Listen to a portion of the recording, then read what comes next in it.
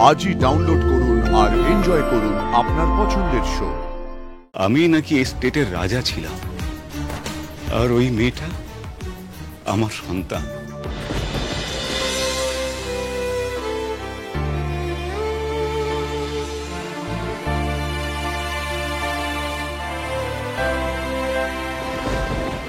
এই মানুষটি কিছুতেই রাজমহলের বড় রাজাবাবু হতে পারেন না। বড় রাজাবাবু শেষ হয়ে গেছে, উনি আর কোনোদিন ফিরে আসবেন না। স্যার, আপনার কাছে ডিএনএ টেস্টের রিপোর্টগুলো আছে তো? হ্যাঁ, কেন? দিন আমায়।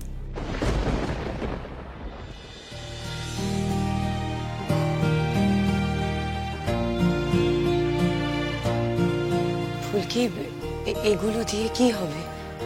দি ভাই, প্রমাণ দেব।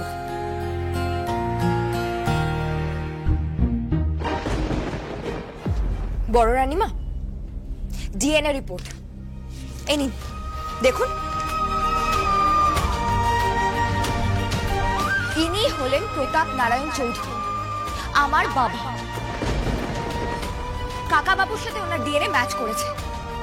আদালত ওনাকে রাজমহল এস্টেটের বড় রাজাবাবু হিসেবে ঘোষণা করেছে। আদালতে ধানু দিদি আমার রক্ত পরীক্ষা করিয়েছে। এই হলো তার রিপোর্ট, এটাও দেখুন। বৌদি বৌদি বৌদি, আমাকে দাও। এখন আর এইসব রিপোর্ট দেখার দরকার নেই। বৌদি, নৃসিংহদেব তোমাকে দুহাত ভরে আশীর্বাদ করেছেন। আমার দাদা, তোমার মেয়ে, আমার ভাইজি দুজনেই বেঁচে আছে। বড় বৌদি, বৌদি দেখো দেখো, তোমার সামনে দাঁড়িয়ে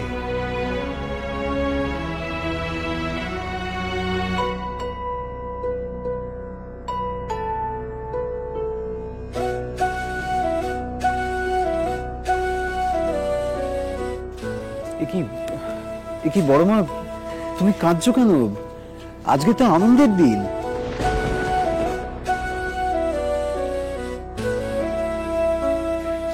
তোমাকে কতবার করে বলেছিলাম যে উনি আমার বাবা, তোমার বোন। তুমি কিচ্ছু মানলে না বড় মা, কিচ্ছু না।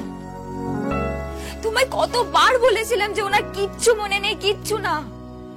উনি নানান জায়গায় ঘুরে বেরিয়েছেন, ওনার জন্ম দাগটাগ সব নষ্ট হয়ে গেছে। তখন তুমি একটা কথাতেও কান দাওনি বড় বা, একটা কথাতেও না। উল্টে তুমি আদালতে গিয়ে এটা বয়ান দিয়েছে যে উনি বড় রাজাবাবু নন। অমন করে বলিস না রে মা, অমন করে বলিস না। আমি সত্যি বুঝতে পারিনি রে। আমি আমি আমি ক্ষমা চাইছি। না না, আমার তো পুরনো কথা কিছু মনে নেই, তাই আমিও জোর দিয়ে কিছুই বলতে পারবো না। রক্ত পরীক্ষা করে এখানে সবাই বলছে আমি নাকি এস্টেটের রাজা ছিলাম, আর ওই মেয়েটা আমার সন্তান।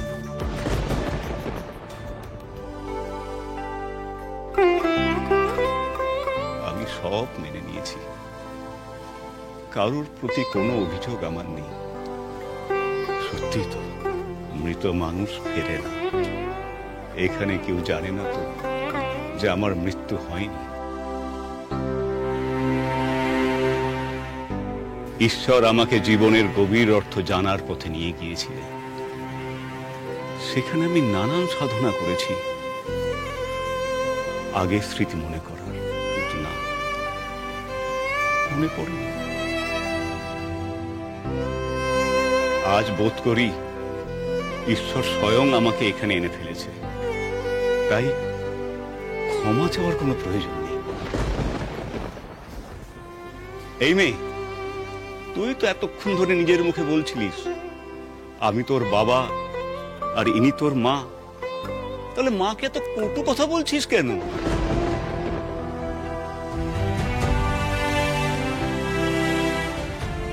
ফুলকি, কেন শুধু শুধু বড় মার উপর অভিমান করছো? তুমি তো জানো সবটা। বড় মাকে ভুল বোঝানো হয়েছিল।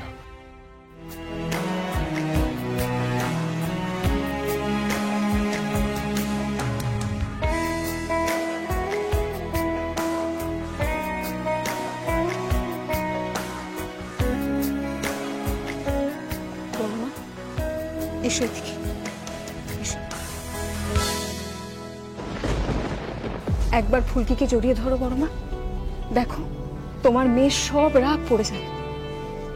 না না ধানু দিদি, কাউকে আমাকে জড়িয়ে ধরতে হবে না। আমি তো ফুলকি দাস, অশোকনগরের সিলিন্ডার তোলা সাধারণ একটা মেয়ে, আর এটাই আমার পরিচয়।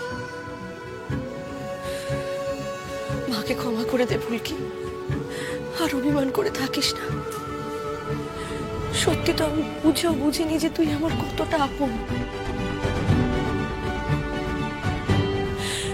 এমনকি তোর বাবাকেও আমি অস্বীকার করেছি। খটকা একটা ছিল মনে, তবুও ভাবতাম এ হতে পারে না, কিছুতেই হতে পারে না।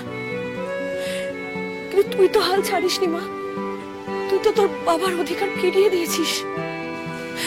এবার নিজের মাকেও ক্ষমা করে দে ফুলকি, ক্ষমা করে দে।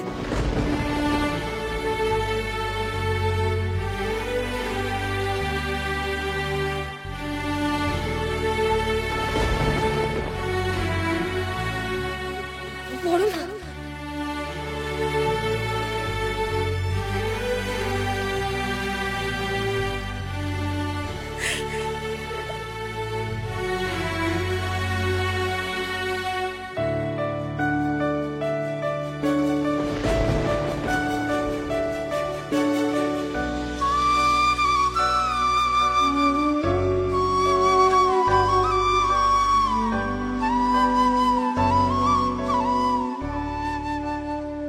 প্রভা, চন্দনা, যা তো ঠাকুর ঘর থেকে আরতির থালা নিয়ে আয়। আমি আজ ওদের বরণ করে ঘরে তুলতে চাই। আচ্ছা রানীমা।